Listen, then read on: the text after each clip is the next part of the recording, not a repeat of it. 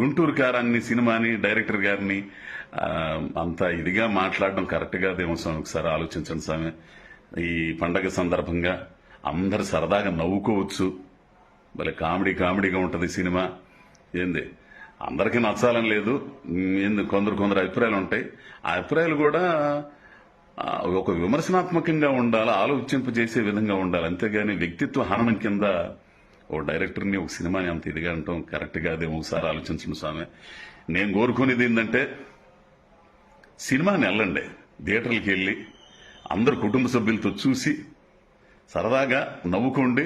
ఆ నవ్వు రాలేదు, ఎంజాయ్ చేయలేదంటే అప్పుడు మీరు కామెంట్లు పెట్టిన పద్ధతి స్వామి. అది కూడా ఆరోగ్యపరంగా ఉండాలి, ఆరోగ్యకరంగా ఉండాలి కామెంట్లు కూడా.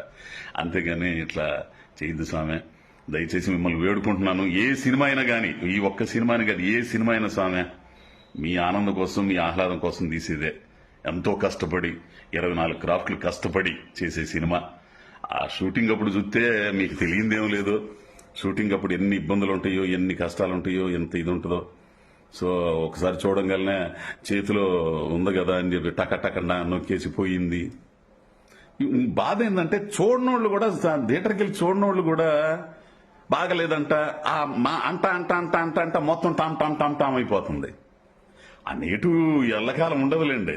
ఎందుకంటే ఈ 2-3 రోజుల్లోనే సరదాగా సినిమా బ్రహ్మాండంగా చూస్తున్నారు. ఇంకా 2-3 రోజులు పండగ సెలవులు ఇవన్నీ ఉండే. అందరు వెళ్ళండి, చక్కగా ఎంజాయ్ చేయండి. ఏందే సంక్రాంతిని బ్రహ్మాండంగా జరుపుకోండి.